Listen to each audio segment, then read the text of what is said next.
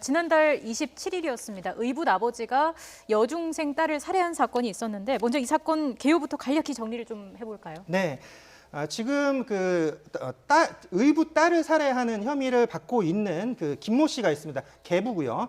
그 계부에게 대해서 계부가 지금 이제 성범죄 혐의로 지금 그러니까 자신의 의붓 딸에게 뭐 동영상을 야한 동영상을 전송하면서 또 성폭행 혐의까지 받고 있는 그런 상황인데 네. 그것에 대해서 이제 신고가 들어가서 지금 의붓 딸이 자신이 이제 광주에 살았었는데요. 지금 목포까지 가가지고 의붓 딸을 불러낸 상태에서 의붓 딸에게 이제 의붓 딸을 데려가서 이제 차 뒤에서 목을 졸라 살해를 했던 그런 네. 상황입니다. 근데 여기서 이제 친모도 같이 갔던 상황인데 예. 친모가 지금 여기서는 지금 공범이 아니었다 이런 상황에서 경찰에서 영장을 청구했었습니다. 이제 네. 공범으로 보고 영장을 청구했는데 2주 전에 영장이 기각됐다가 지금 경찰에서 추가적인 사실을 하게 됐고요. 네. 지금 친모인 유 씨에 대해서 구속영장이 지금 청구가 된 그런 상태입니다. 결국 친모도 함께 구속이 됐는데 뭐 어떤 증거들을 다시 찾은 건가요?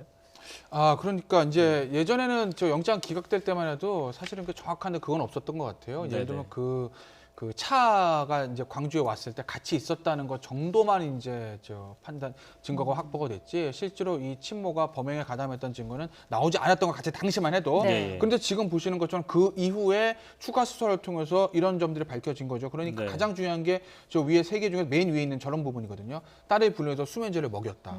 그러니까 예전에는 그냥 그 살해 장소에 동행했던 것까지만 나왔는데, 동행한 것만 가지고서는 실제로 살해행위에 가담했는지와는 조금 무관한 거 아니겠어요? 네. 근데 거기서 더 나가서 수면제를 먹였다는 얘기는 실질적으로 살인행위에 가담을 했다는 거고, 그리고 유기 장소에 동행했다는 점, 그 다음에 그 유기한 데 필요한 어떤 그물 같은 것들을 구입했다는 점을 보면, 그러면은 본인의 남편이 본인의 친딸을 살해하려는 것을 알고 네. 거기에 같이 공동으로 가담했다고 볼 수 있는 확실한 증거들이 나온 것이기 때문에, 그러니까 이번에 다시 구속이 된 거죠. 예. 이번에 뭐 이 살인을 저지르기에 앞서서 2주 동안 전국 여행을 다녔다고 하는데 뭐 이런 심리가 상식적이냐 이런 비판도 나오고 있고요. 이게 뭐 범행을 준비하는 과정의 일환이었다. 이런 얘기도 나오고 있지 않습니까? 지금 일단 영장을 일반 살인죄가 아니라 보복 살인죄로 청구를 한 것을 봤을 때는 네. 이제 보복 범죄임은 확실합니다. 네. 그래서 만약에 지금 딸을 살해한 이후에 만약에 여행을 다녔다고 하면 그건 도주를 위한 여행이실 텐데 딸을 살해하기 2주 전부터 여행을 다녔고요. 거기서 네. 최종 목적지를 이제 목포로 틀었던 그런 상황입니다. 그러니까 제가 봤을 때는 이제 결과적으로는 성폭력 가해 신고를 자기가 받았고 의붓 아버지가 계부가 받았고 여기에서 어떻게 대응해야 될지를 2주 동안 고민한 것 같아요. 그래서 대응하자, 살해하자라는 결정을 2주 동안 했던 것이고, 그래서 이제 차를 목포로 돌리자라고 했던 그런 상황에서 범죄를 계획하기 위한 그런 마음의 정리를 위한 여행이 아니었을까 좀 싶습니다. 예. 뭐 워낙 이 극악무도한 이 범행이라 저희가 이렇게 언급을 하는 것도 조심스러운 부분이 있는데요. 앞서 친모는 이제 남편이 나에게 해코지를 할까봐 시키는 대로 한 것이라는 주장을 펼쳤는데, 경찰의 입장도 한번 들어보고 얘기 나누도록 하겠습니다. 딸 살해하신 거 맞습니까? 완전히 잠에 골아떨어지지도 않고 졸고만 있었대요. 그러니까 그냥 손으로 눌렀다요. 죽인다는 소리는 이놈이 먼저 몇 번 했었지. 직접적으로 이제 나서기 시작하니 항상 주도권을 쥐고 이제 네, 친모와 이제 경찰의 입장이 좀 다른 부분이 있습니다. 친모는 남편이 시키는 대로 했다라고 주장하고 있고, 경찰은 이제 친모가 주도권을 잡았다 이렇게 보고 있는데, 향후 좀 진술이 번복될 가능성이 있습니까? 일단 처음에 봤을 때 이제 남편 김 씨 같은 경우에 부인 유 씨는 범행에 가담하지 않았다라고 했었어요. 근데 네. 진술이 번복됐죠. 그래서 유 씨도 가담을 했다라고 했고요. 부인 유 씨 같은 경우는 처음에 이제 부인을 했었죠. 강력하게 자신은 지금 이 상황은 남편이 무서워서 남편이 날 죽일 것 같아가지고 가담을 했다라고 얘기를 했단 말이죠. 그러다 보니까 이제 처음에 영장 청구, 유 씨에 대한 영장 청구가 기각됐던 이유가 살해 공모 혐의라든지 범행 가담에 대한 소명이 부족하다, 사실관계를 다툴 여지가 있기 때문에, 그러니까 법원이 봤을 때는 유 씨 같은 경우에 지금 살해에 아예 개입하지도 않았고, 개입했다라는 것 자체도 지금 밝혀진 증거 내에서는 찾기가 어렵다라고 했는데, 네. 아까 변호사님 말씀대로 추가적인 증거가 나왔죠.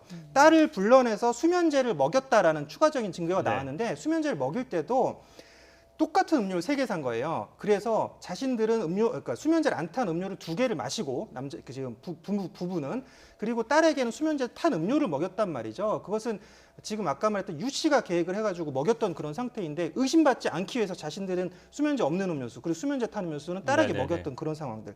그리고 또 범행에 앞서서 유기 후보지를 방문했는데 그래서 또 시신이 떠오르다 보니까 그것을 처음에 이제 벽돌을 매달았었거든요. 근데 나중에는 그물까지 사왔던 게 유 씨였던 거예요. 다시 가라앉히기 위해서. 예. 이런 그 범행들의 적극 개입한 모습을 봤을 때는 사실은 공범이 맞다라고 이번에서 법원에서 판단한 그런 부분인데, 그러니까 그러니까 그런 것 같아요. 그러니까 진술을 번복했을 때 처음에는 자기가 유리하다라고 판단했는데 나중에 일부 혐의를 인정했던 그런 상황에서 자신이 이제 거짓 진술을 하게 되면 결과적으로 만약에 나에게 불리한 증거들이 나오게 되면 내가 더 불리해진다라고 판단을 했던 것 같아요. 네. 그러다 보니까 이제 자신의 어떤 진술의 신빙성이 사라지는 것을 두려워한 나머지 이제는 이제 일부 혐의들을 인정하는 그런 상태인데 경찰이 생각보다 빠르게 추가적인 증거들을 찾아냈기 때문에 이런 혐의에 대해서 이제 부인할 수 없는 그런 상황들이 됐다라는 거죠. 예, 의붓 아버지의 입장도 좀 들어보겠습니다. 친모에 앞서 구속된 의붓 아버지 어떤 입장을 보였는지 함께 들어보고 돌아오겠습니다.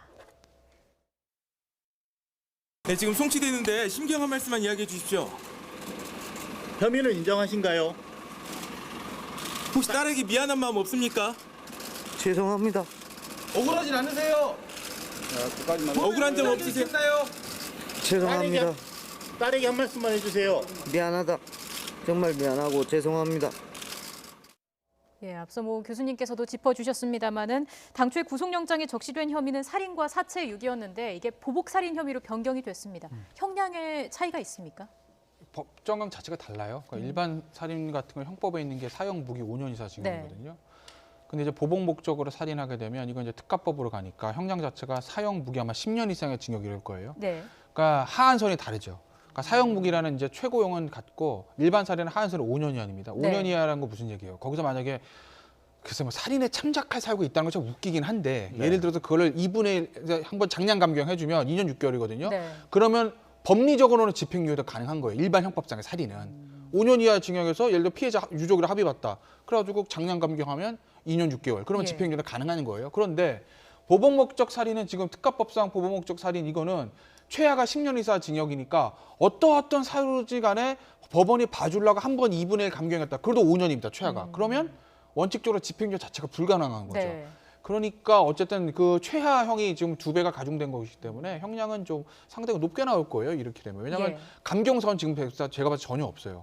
이게 뭐 유족이랑 합의 볼 수 있는 사안도 아니고 네. 본인 어떤 친자녀하고 의붓 자녀라는 점을 봤을 때 형의 가중사유만 있지 감경사는 전혀 찾아볼 수가 없거든요.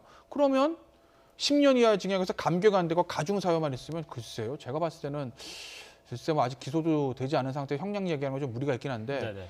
제일 작게 잡아도 15년이에요. 이건. 뭐 두 사건에 대해서도 좀 비교적 명확하게 좀 정리가 된 것 같습니다. 지금까지 이 엄건웅 유원대 경찰소방 행정과 교수 김태현 변호사와 함께 얘기 나눴습니다. 고맙습니다. 고맙습니다.